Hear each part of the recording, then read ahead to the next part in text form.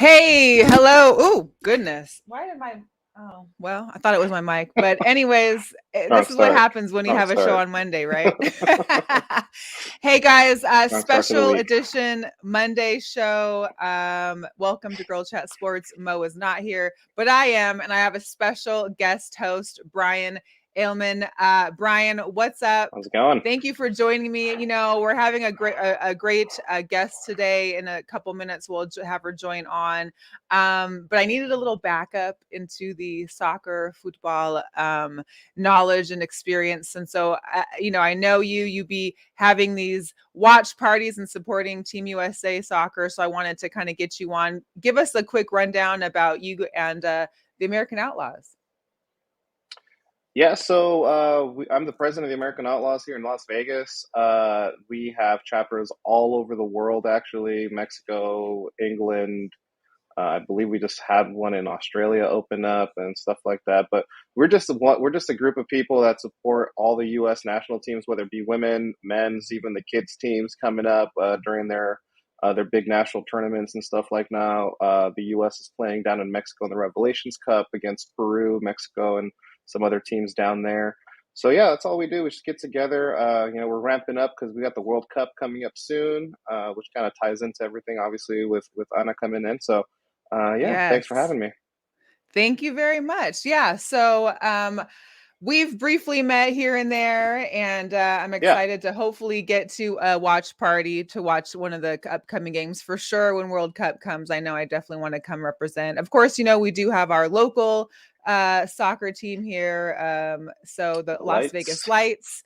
They will be playing tomorrow, which I haven't gone to a game all season. Mo already beat me to it, so I'm headed tomorrow. They also have the infamous $5,000 cash drop on Saturday. I believe there's only like 3 or 4 home games left in the season. So if you're out there, if you're in Las Vegas, you want to see some soccer and live, make sure to make it down to Cashman Field. It's quite the experience, we'll say. They got pools, you got cars on That's the one way of putting pitch. it. I mean, you got They a got lot of mattresses out there things. now, apparently.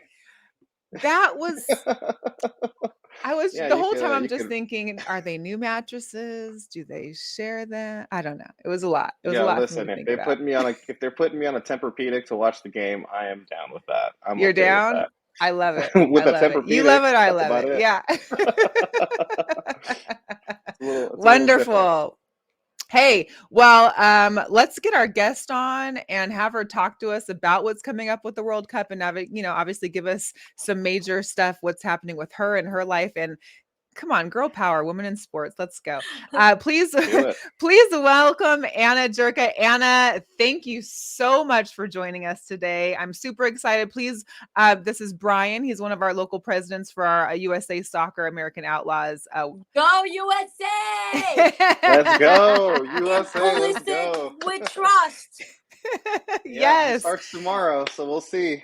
Yes, thank you for having me. It's an honor to be here. I'm excited. Counting the days to the World Cup. I cannot wait for November 20th. Man, I cannot believe that it's already. I've told friends before because I'm not the expertise in soccer or football like you two might be, or for sure you and I know. It's just so I had to have some backup. So I brought Brian on because I know he's big into the soccer and big into the soccer world. And for me, I always feel like a soccer, it's like kind of like hockey almost, where it doesn't seem to ever end. It just seems like there's always a cup, there's always a competition, there's always an inner, just always a match happening, and I never Yeah. know exactly where I'm at. But now we're coming down to the FIFA World Cup in Qatar, and this is an amazing experience. Now, before we get into all that, I wanted for you just to explain to some of our viewers kind of who you are, how you got started in sports, and let us know if that's, is sports always been a passion? Like, did you grow up in the sports and playing, or kind of tell us your story? No, actually, I got into sports by accidents. Like I obviously I always loved soccer because football for us it's everything. Okay, we eat, we sleep, we drink, we do everything around soccer. I mean, I'm from Catarachos. a small country. I'm from Honduras originally. I was born there and raised there, and for us it's all we have. Like all the other sports are like they have almost no support at all. So you grow up watching soccer and living everything around it, and it's the only thing that really unites the country. So I loved soccer since I can remember. I was around it, but I was when I was a kid, I just wanted to be on TV because I wanted to just entertain people. I always said, hey, I want to entertain people, because when I used to be a kid and I was watching TV, I would forget about everything that was going on in my house or school, whatever, I would forget everything. So it was my escape. So I remember one day I said, this is what I want to do. That whatever they are doing, they make me escape. So I want to do that when I grow up. And that's how I knew that I wanted to be on TV. Then I started in entertainment in my country, and when I moved to the States, it's when I started doing sports, because I was working at a local station in Orlando, in Telemundo Orlando, and I was doing news, but kind of like hard news, and I didn't like it at all. Because news, you have to be from downtown, blah, Yeah. blah, the mayor said blah blah blah. I was like, not my personality at all. So one time, the guy who used to do the sports segment in the newscast, he had an opportunity to go to a bigger station, and whenever he left, they said, hey, why don't we try Anna? She's always talking about sports. So let's just give her a try. And they gave me the opportunity. I grabbed it, and less than a year later, the network called me, and it's gonna be Wow. 9 years in the network, 10 years in total. So no, it was literally Wow. accidents. I sucked at first. You would laugh at me.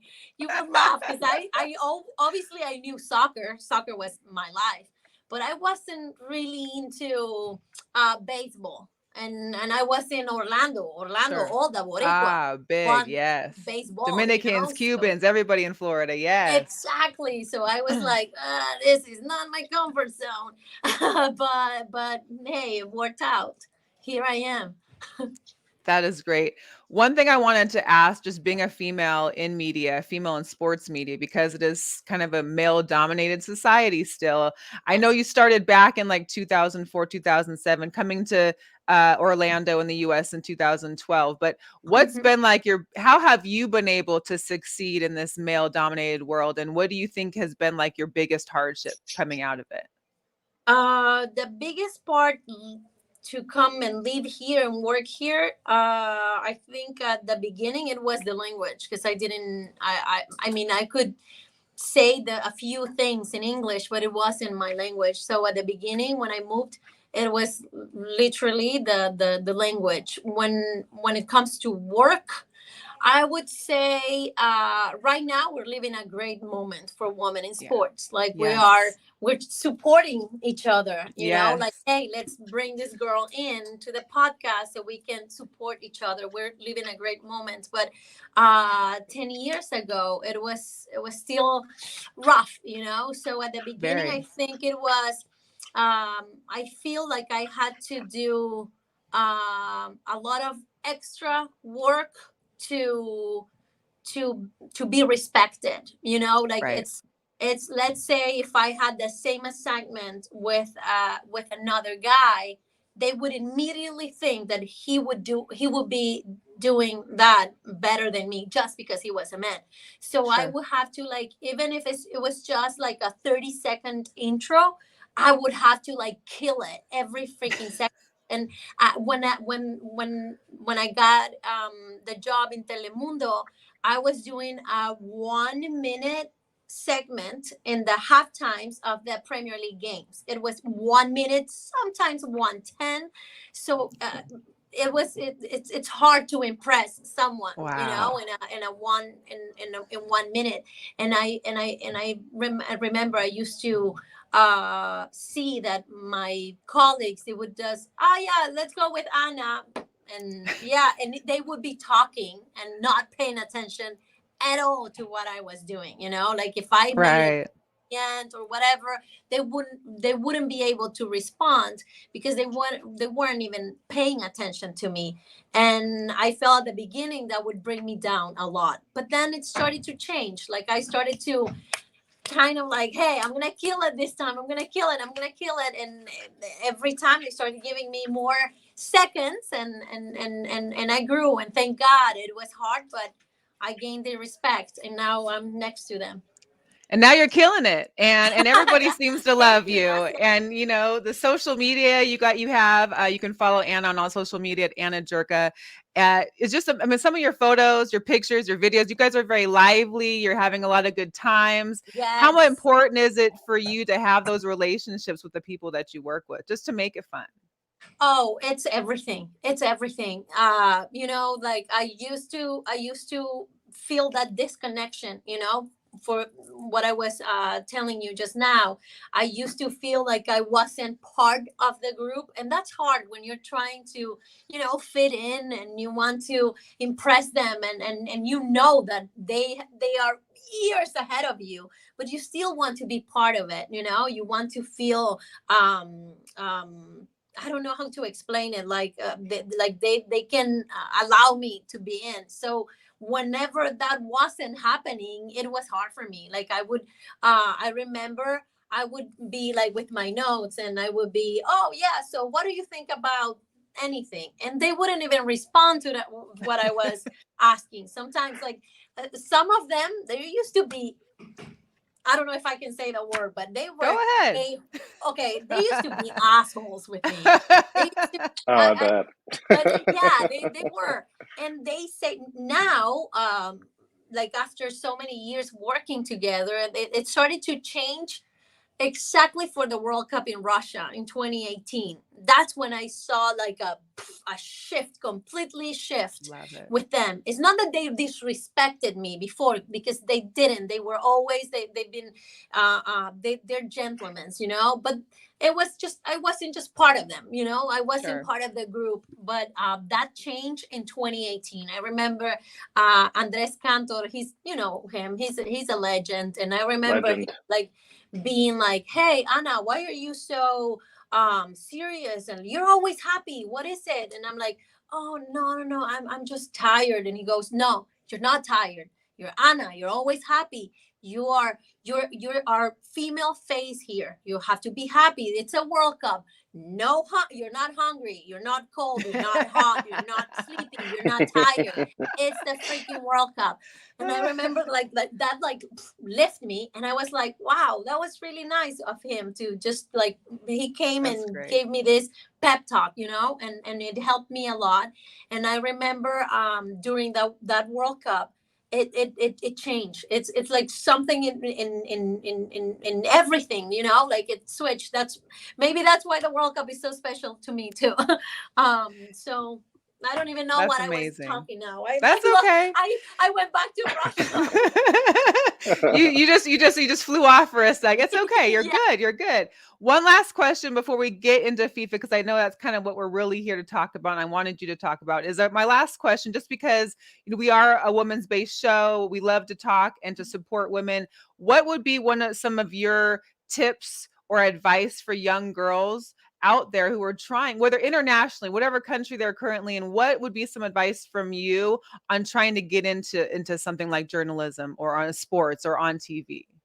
Stay focused. Don't lose track. Like, it's like, keep doing what you're doing. Keep trying to be the best every single day. When you think no one is watching, there's always someone watching. And sometimes when you feel like you're not part of the group, that you don't fit in, that, oh my gosh, they're not even paying attention to me, it doesn't matter, because the people that are watching the show, they are watching you. Yes. So you have to Yes. forget about whoever is next to you, and just keep track of what you're doing. Keep focused and set priorities. Your priority is always what you're doing, your assignment, and the people the one who's watching you, not the ones who are next to you. You have to respect them and listen to them and everything, but your main focus has to be your job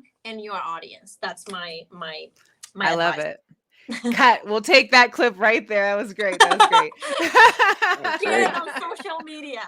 Right. Share it on social media. All right. So let's get into it. We've got the official FIFA World Cup Qatar coming in 2022, starting in November 20th, all the way to December. Was it 18th? I think it is, or 13th? 18th. Yep. 18th. Yes. For November 20th till December 18th. And I had to share this too, because I know from what I hear from Brian Panini card. the Let's Panini do cards it. are pretty major. It sounds like, and hey, you got your own, so it's good to go. I know your home country's team is not there, but you'll be supporting and representing. You said so.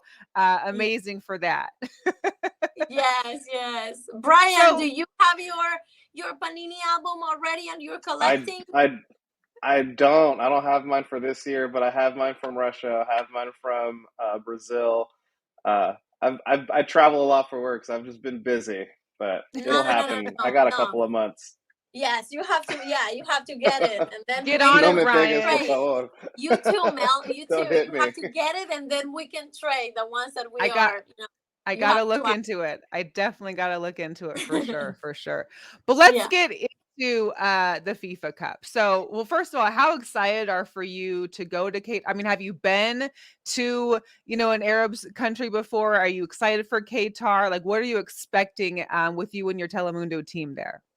Oh my gosh, I'm so excited! I cannot wait. We went for the World Cup draw the beginning of the year, and it was really really cool. It was like watching Vegas on steroids. Like they have so much money, and like the city's just it's literally is like a city in the middle of nowhere. But you see all the buildings and everything's so pretty, and it's like watching Vegas on steroids, And Wow. so yeah, I went there and I had a great time. So yeah, I'm sure it's gonna be super cool in November when everyone is there.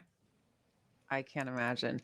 Brian, do you have anything specific for the Qatar FIFA World Cup champions? I just wanted to ask real quick, is there someone that we should be keeping our eye on as an underdog that you're looking out for? I mean, we're in Vegas. We're in Vegas, so we're a betting city. If we were to put some money down on an underdog, like who is the best payout option? I don't know. Yes, Team USA. I don't know. Let's go. I actually like Costa Rica this year. They're, this is their last. This is the last time that they're gonna have Keylor Navas, who's like, he is so underrated as a goalkeeper. Everybody likes to talk about Ter Stegen. Everybody likes to talk about Thibaut Courtois and all these guys, not realizing that without Keylor Navas, Real Madrid doesn't have like 3 or 4 of these Champions League trophies that they have. He carried a lot of that when they were defensively lacking and stuff. So this is his last one, I think. They have a lot of underrated guys that are not getting a lot of attention, which for the World Cup, considering the timing of everything, in my opinion, this is the first time we're ever going to see a World Cup in the middle of a European season. Yes. So they've actually stopped everything. So these players are going to be relatively in good form and shape, as opposed to being tired at the end of the season and then going into the World Cup. So it's going to be fresh legs. So I think this is going to be the hardest World Cup and probably the most physically exhausting one, because they're going to be playing lights out with no remorse, because if they go back, they're going to go back to their clubs a week later, and then the season starts again. So it's going to be, I think Costa Rica for me is a big one. And they just beat Norway. Norway's looking really good too. And those are my 2 like dark horses. But as a believer, I would love to see the U.S. win. I have to say that I thought you guys were going to think that I was crazy for saying an underdog, the U.S. But since you mentioned Costa Rica, you're crazier than me. So I'm gonna say I am crazy. Team USA. I know there's always, how they say, oh, who's our number 9? Is Ricardo Pepi our number 9? Who is it? Who is it? Who is it? There's always doubts with every freaking team. I think the only two or three teams that they say, oh, we're good, is Brazil, Germany, and I don't know, Argentina. Not even France, the actual champions right now. every freaking team has their doubts, whether it's in front, in the middle, in defense, whatever. So I want to say my underdog, I wanted to be Team USA. There's this young team like Greg Berhalter, the manager. Like, we would never think, whenever they said, "Oh, Greg Berhalter is the new coach," we were like, "What? Really? We're the U.S. We should have, like, like a kind of like a Zidane, a Pep Guardiola kind. We're the U.S." And whenever they said Greg Berhalter, nobody believed in him. Like, a few believed in him, and then he got them to the World Cup again. They did a good qualifiers, and I love the team. It's a young team. What, 22, 23 is the I approximate. think they have the youngest age average of any team Yeah, going it's like into the World 20 Cup. It's like, years Wow. old, yeah, so like the and they have 26, 27 or something like that. a good balance. They have good guys in front, they have good guys in the middle, they have good guys in defense. They not only they are on clubs, and European clubs, they actually play for those clubs. You know how we always say, like, Mexico, oh yeah, they're all in Europe. No, they're not. They are, but they're in the bench. And the US has players actually playing, like they have Wow. Right. time. Young So I talent. think that if I have to choose one from CONCACAF, I mean, obviously Canada is really, really good. But if I have to choose a team from CONCACAF to be the ultimate underdog, it would definitely be the US. Obviously, my All Mexican right. friends are going to be mad at me but I want to believe in this team. That's Yeah, I great. don't think Mexico's going to be as good this year Oh, I in the think World they Cup. I think I think they're going to have their chance. Like, I think that Argentina game is going to be the real test. If Mel, they can you're get gonna past have Argentina or even tie. you're gonna I have a love it. Sorry. I'm here for it. I'm here for it. We'll just you're keep gonna it have PG-13, keep it PG-13, but we yeah, love having great debates. So, I yeah, because mean, one thing I love about Mexico is that whoever is in front of them, they go for it. It's like 100%. nobody Yeah. believed they were going to beat Germany and Russia, and they right. did. Like, in Mexico, whenever they have these big games and nobody believes in them, they go for it, and they surprise everyone. So I think they're gonna Do you do think good Tata too. brings Carlos Vela or Chicharito though? Does he No, do it? no, no, no, no. No, it's a Chicharito's wrap, out right? of no, no, no. I don't Yeah, think so. No, no, no. It's like all those inside yeah. things in the federation that we don't understand it, but they have good players too. A lot of them, they have question marks because they don't have a lot of play time. I mean, Raúl Jiménez is not even the It's same not been since the same. he broke his head, literally. Wow. Yeah, So they have a lot of doubts, but like I said before, who doesn't? Like, even right. France. If you saw France this weekend in the Nations League, you say, wait a minute, Denmark is a great team, but it's not better than France. They shouldn't lost that way against Denmark. So Right. every team has their question marks. Wow. I did want to put up, these are the groups that'll be Mhm. in That's what I the meant to World say. I Cup. meant to say Denmark. Sorry, I didn't mean to say That's literally. I meant to say okay. Denmark. That's okay. So this is the groups that we'll be pulling from, apparently. So we got 32 teams. They dwindle it down to 16. So the top two from each group, and then it's kind of like a knockout tournament. So you got Yes. quarterfinals, Yep. semifinals, and then the ultimate final at the end. So it is Yes. going to be interesting. Is there now it's just the lottery. So the lottery just picks them and puts them into groups, or is there certain reasons for the groups? Is that Yes. Like, you cannot okay? have, let's say, two teams from the same confederations. That's why you have, let's say, Ah, Qatar, Ecuador, Senegal, and what was the other one? The first group, Netherlands. Netherlands. Yeah. Um, got you. yes. Yeah, the only one Europe. is the only one's UEFA, right? After Yeah, a certain Europe. amount It's of Europe yeah, are the because only there's so ones that many of them that have to. qualify. Yeah, because Gotcha. they have a lot of teams, so they're the only ones that can have the two in one group. Man, Wow. those groups are beautiful. There's freaking good games in every group.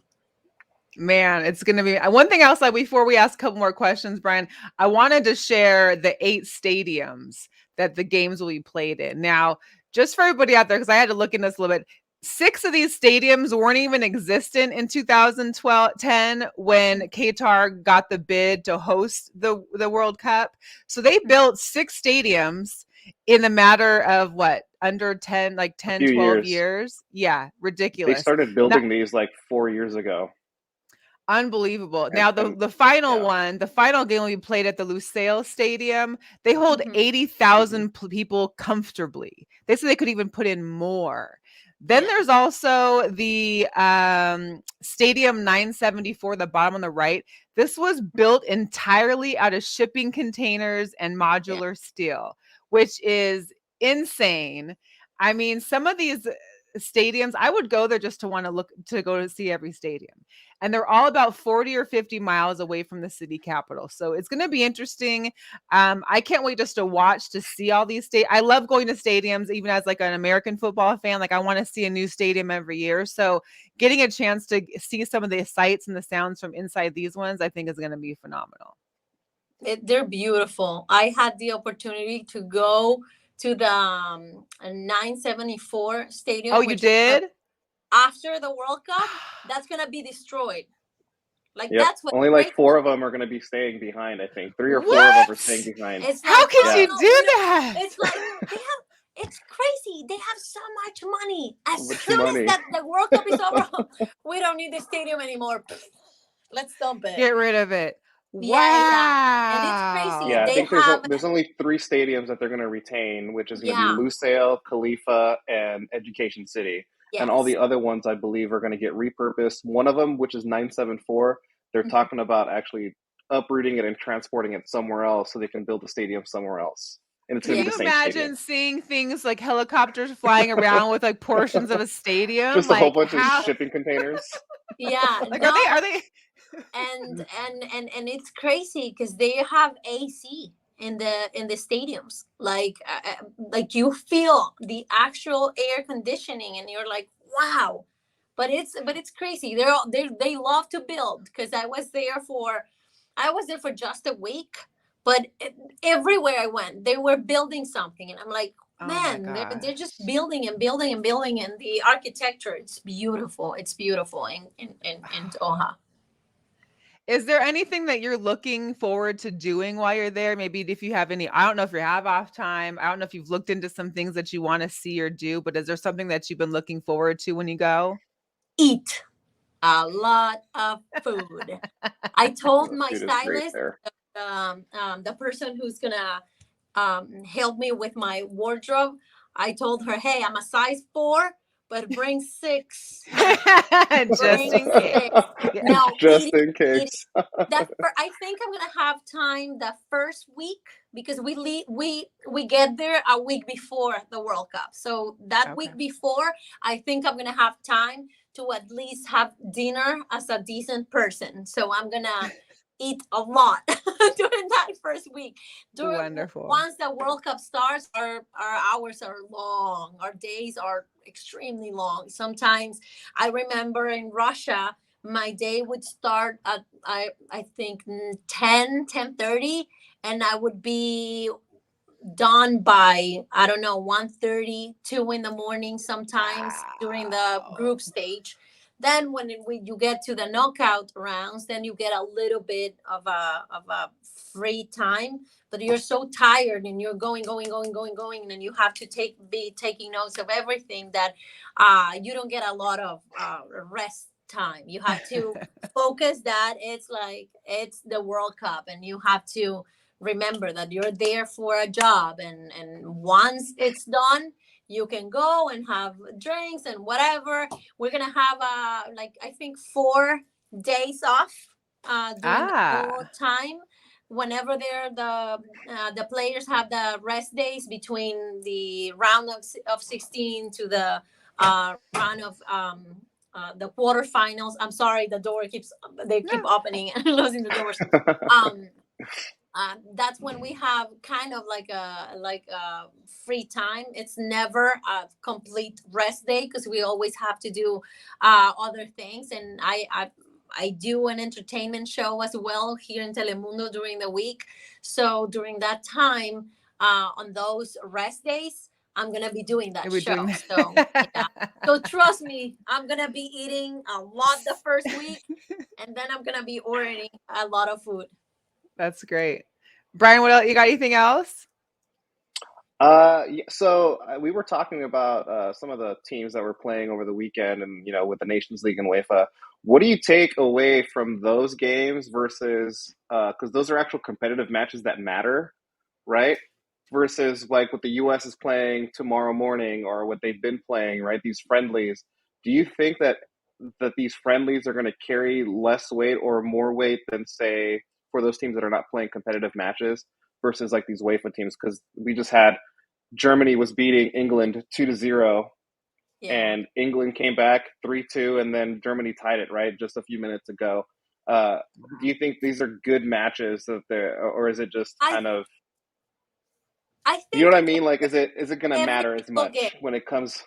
Yeah, I think every single game before the World Cup, if it's a fecha FIFA, no matter how bad the game is, it's important because there's all these players. They want to be They want their looked spot. by their manager. They all want that call to the World Cup, so they're there and trying to show off, like, hey, look at me, coach, please take me to the World Cup. So I think they are all important.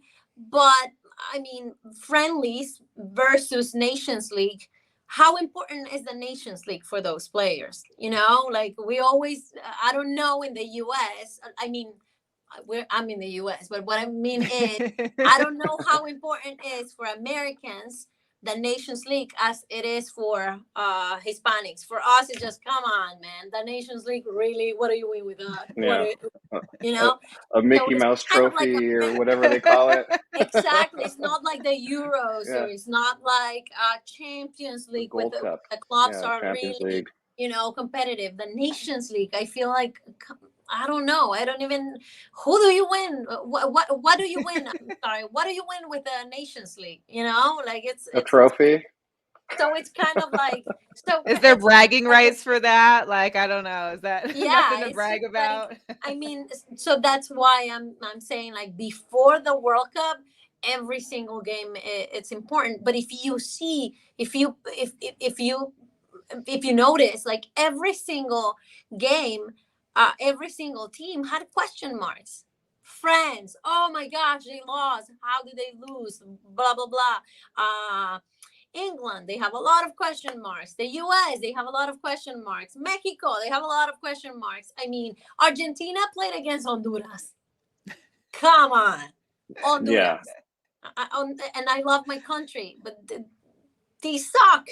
This time, they were really bad. They didn't qualify. They were the Yeah. worst team in the CONCACAF. So, really, Argentina, Honduras, that's your friendly. So I mean, it's like you're gonna have doubts from every single country. Wow. Honduras is going to make it in 4 years, though. Oh yeah, they're better. If not, they Yeah. can start running and go for another sport. Because I mean, in 2026, remember this, Qatar is gonna be the last World Cup with 32 teams. In 26, we're gonna Yep. have 48. I mean, 48. if you don't Wow. qualify for that, you really shouldn't be doing this. Good. Yeah, my parents are 48. excited to see El Salvador be in the World Cup too. So Yeah, it's hopefully it's they'll happen in coming their home. lifetime. The World It's Cup is coming coming home. home. Yeah. Oh, that's great. So before we let you go, there's a couple, well, one question in particular, because when I travel, I know that I have certain must-haves that have to come with me Uh-huh. because I am a little bit of a picky eater. I do like to experience some of the local stuff, but is there anything in particular, whether food or snacks or beauty items or must-have apparel that you always pack with you when you're traveling, especially out of the country? When it comes to food, no, nothing. What I Okay. do though is that I bring um tea, like chamomile tea. Because if I don't know, whenever I have an upset stomach, the chamomile tea, it helps me. Oh, Uh, that's good. but I'm picky with my hotels, like the bed or the pillow. So if Okay. I have kind of like the hotels that I know that I won't have a problem. But if I don't go to a hotel from those chains, then Uh-huh. I bring up one of my pillows. I bring a pillow.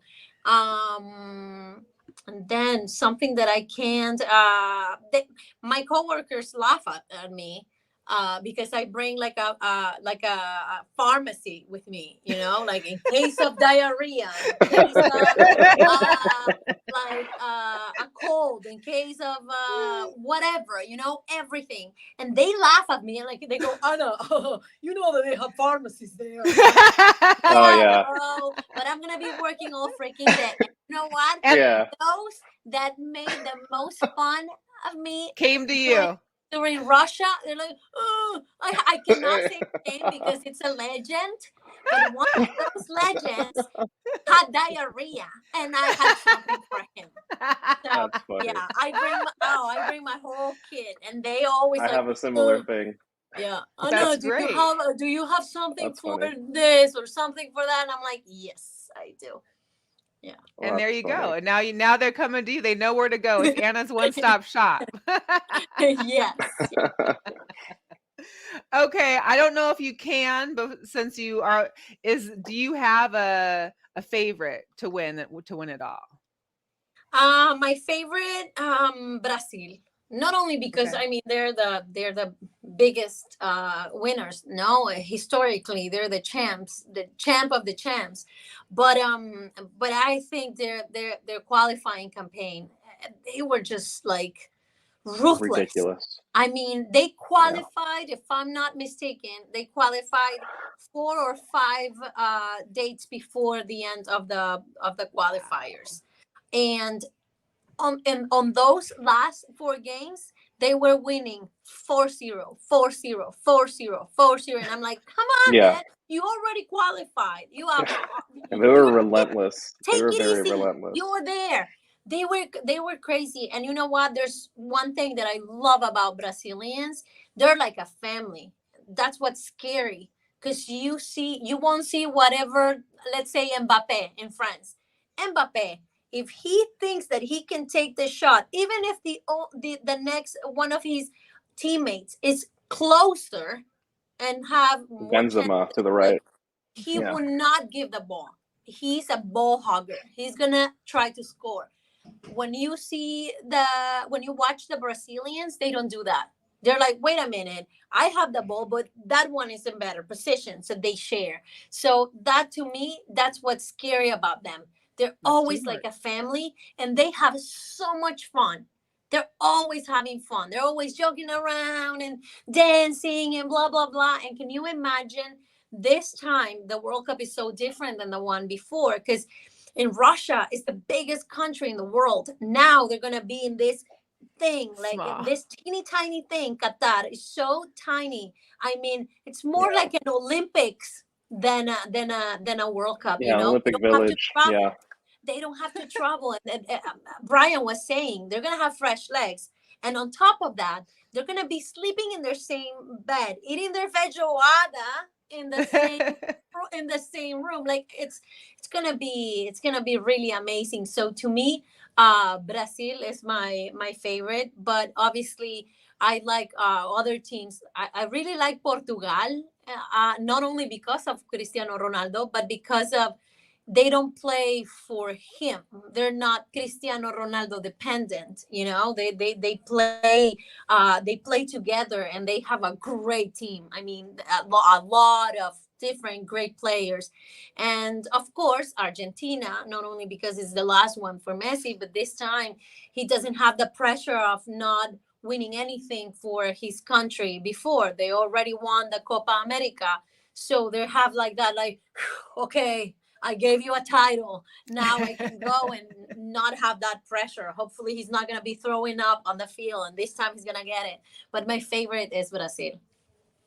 Wow. That's great. Well, I appreciate you. I'm excited to catch you covering the World Cup in Qatar. I know we'll be also, of course, rooting for USA. But we thank you so much for joining. If there's any message that you want to share with any of your Spanish-speaking followers or whatever, you're welcome to share that now. Okay, just watch the World Cup. It's better in Spanish. I'm sorry, Brian. I don't know if you watch soccer in English, but I mean, I we watch are it on the both. experts. You can't beat Andres Cantor. You can't beat that call. I mean, I'm Latino, I'm Salvadorian, so like growing up, that's all I watched. I watched it in Spanish, and I get it. You know, the English variation, it's great. There is some emotion, but there's nothing like it. There's nothing Yeah, like that passion that we bring out. we When we get get it. excited, we get excited. Yeah, we get Yeah. it. We are the experts because we feel it like our audience feels it because we were born into it. It's part of our culture. So on November 20th, really early in the morning, you grab your cup of coffee, or if you were partying the night before, you just Just stay stay away. up. Stay Yeah, up. We stay are in up. Vegas. Stay up. Exactly. Stay up and watch the World Cup in Spanish. It's going to be amazing. We're going to have unprecedented coverage. We're going to be in the 8 stadiums. Never in Hispanic TV. You saw that before. We're going to be in every freaking game in the stadium. So you know that that makes a huge difference. So please watch it with us in Telemundo. Awesome. Thank you so much, Anna. Thank you, Brian, for Thank joining. I you. appreciate you guys. We'll Thank definitely you. keep a lookout and have a successful and safe travels, and we'll see what Thank happens. you. Thank All you. right. Go USA. And Yeah. then I'll see Go you in the USA. next summer. Bye.